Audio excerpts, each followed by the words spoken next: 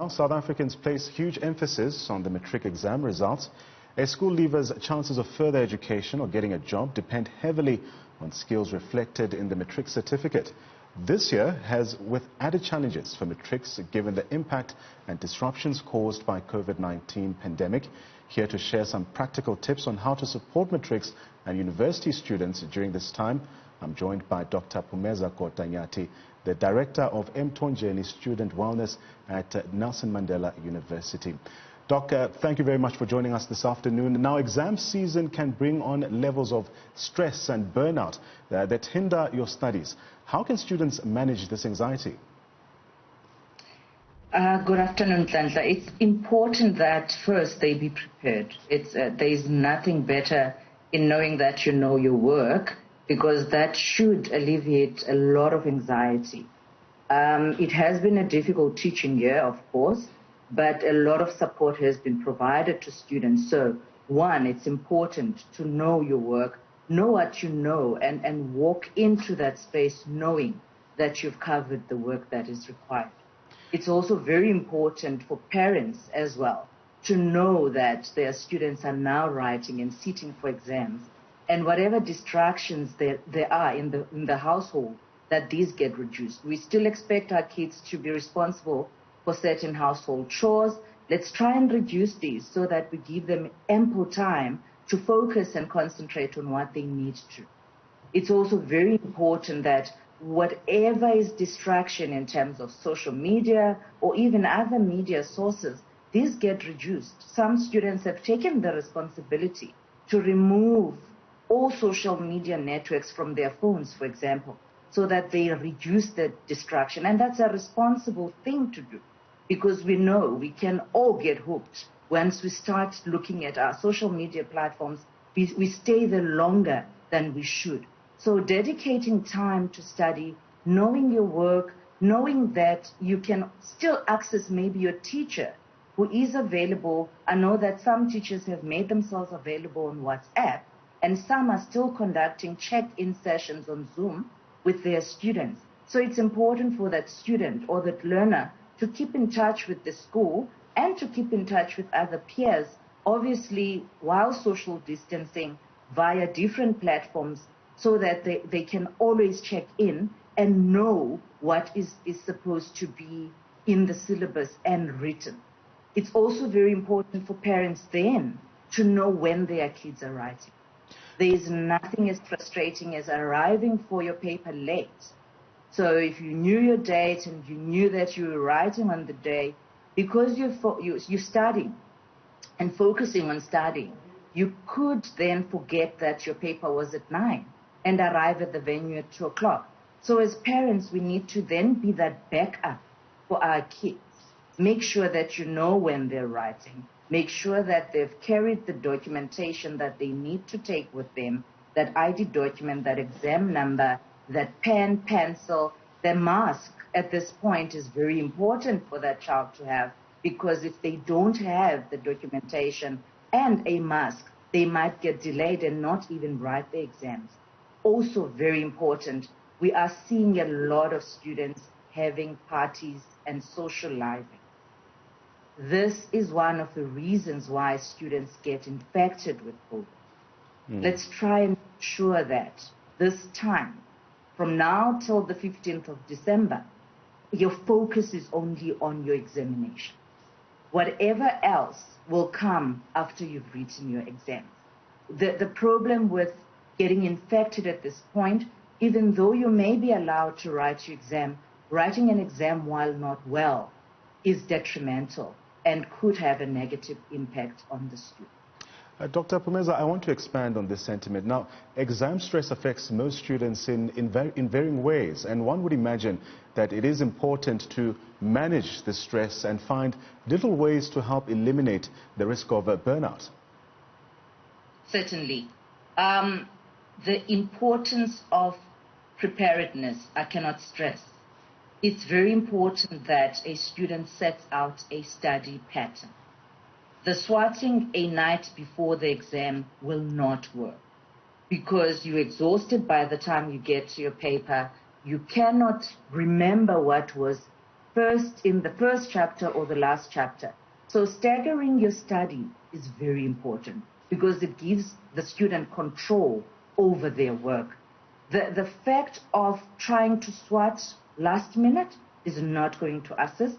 It's actually going to alleviate, heighten your anxieties. You could then get into a blackout because remember, exhausted, you don't have enough oxygen in your brain. And if you don't have oxygen in your brain, you're likely to just black out or collapse in the paper.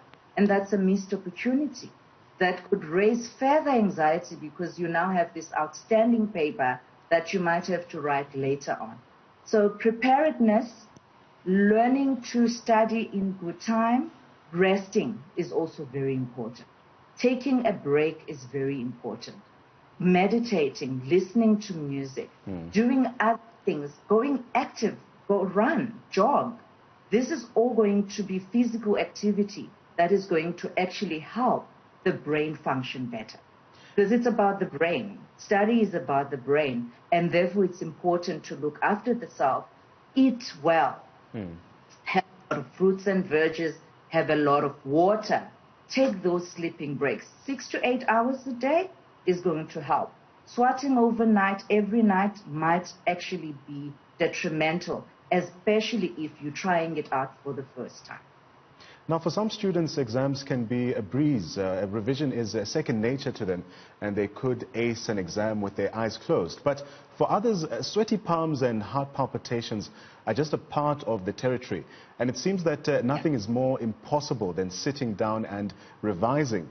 Is there a way to help a student dissipate the stress and make sure that they can get through these exams? Certainly. You can't revise if you don't have your things sorted.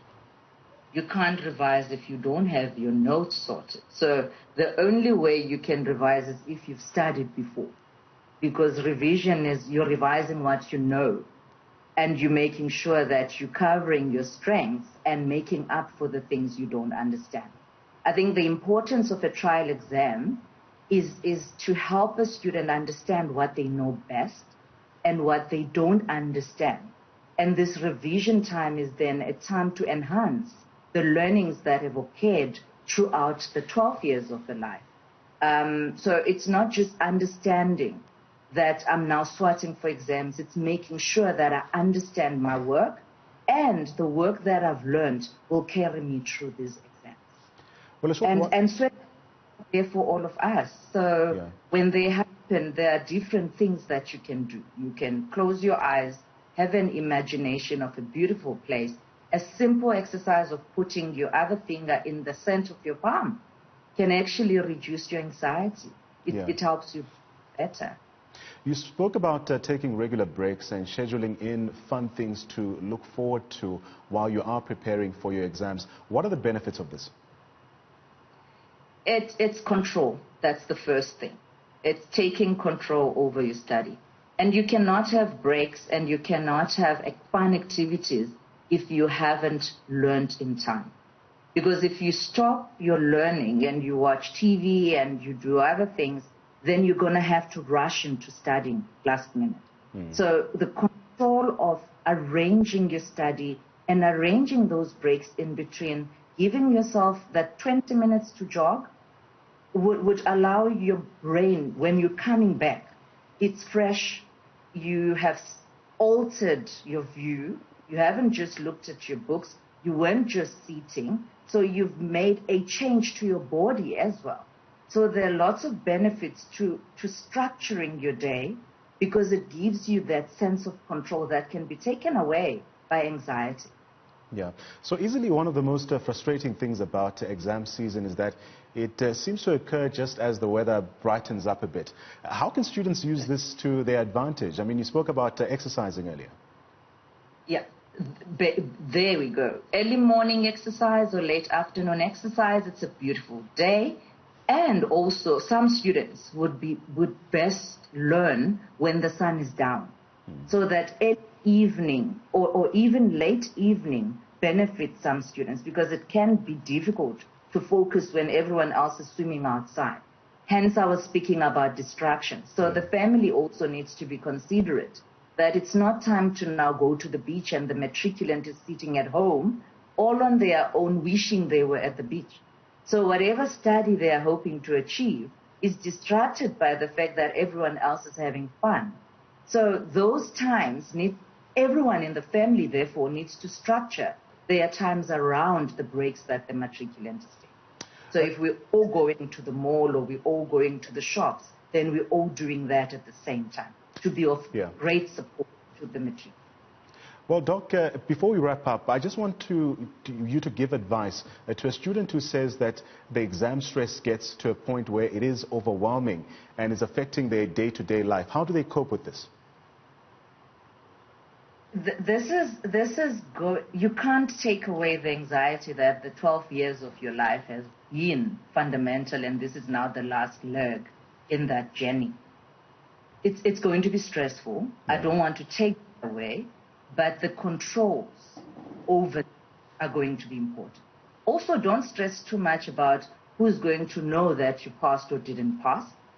It's about you. It's about the statement you're going to make that will open those doors into your future, because whatever pass you get now is going to determine the degree or diploma or certificate that you're going to go to in the next year. The stress is... Thank you very much for your time. That was Dr. Phumeza Kota-Nyati giving some helpful tips to students as well as matriculants who are preparing for their exams.